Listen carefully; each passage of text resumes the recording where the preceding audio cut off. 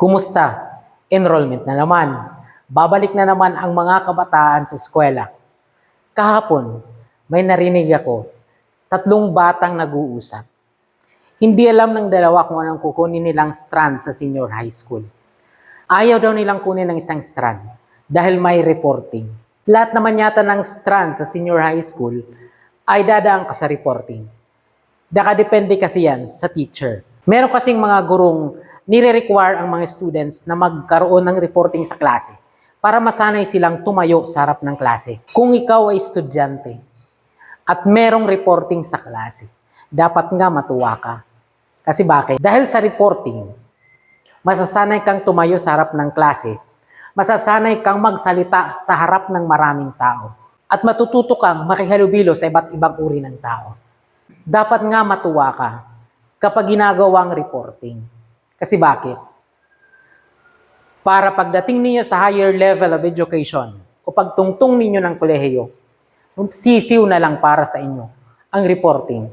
Kasi hindi natin maikakaila na kapag kayo ay nasa kolehiyo na, ang daming mga guro sa kolehiyo ang nagre-require talaga ng reporting. Dahil gusto nilang makita na kaya mong tumayo sa harap ng maraming tao, na kaya mong magsalita sa harap ng maraming tao. Hindi ito ginagawa ng guro upang pahirapan ka. Ginagawa ito ng guro upang tulungan ka. Tulungan kang humarap sa maraming tao. Tulungan ka kung paano magsalita sa harap ng maraming tao. At tulungan ka kung paano makihalubilo sa harap ng maraming tao. Hindi ito isang pagsubok para sa iyo. Ito ay isang gabay para sa iyo upang matuto ka kung paano ba ang buhay sa totoong mundo. Ang ginagawa dito sa school ngayon, lahat ng mga gawain sa paaralan, kaya ito ginagawa upang kayo ay maihanda sa kung ano ba talaga ang mga kakaharapin ninyo kapag kayo ay pumunta na sa totoong laban ng buhay. Paano ka matututo kung sa reporting pa lang ayaw mo na? So paano ka harap sa mga tao kapag dumating ang pagkakataon na kailangan mo silang harapin? Paano ka magsasalita sa harap ng maraming tao kung sa reporting pa lang na nasa harap ka lang ng mga kamag-aaral mo, na mga kakilala mo, hindi mo na kayang magsalita? Di ba?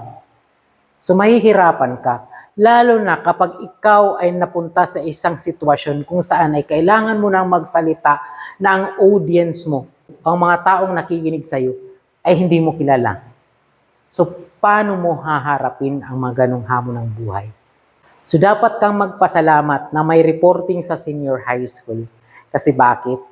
Dahil isipin mo na lang na ang senior high school ay isang training ground upang mahasa ka sa iba't ibang skills na kailangan mo para sa pagtungtong ng kolehiyo, magiging madali para sa iyo ang lahat. So kung ikaw ay mag-aaral na papasok ng senior high school, huwag mong isiping mahirap.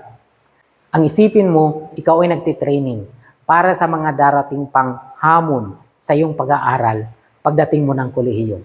Kung ikaw ay mag-aaral na papasok na ng senior high school, o ikaw man ay magulang na may anak ng papasok ng senior high school, ang mensaheng ito ay para sa inyo.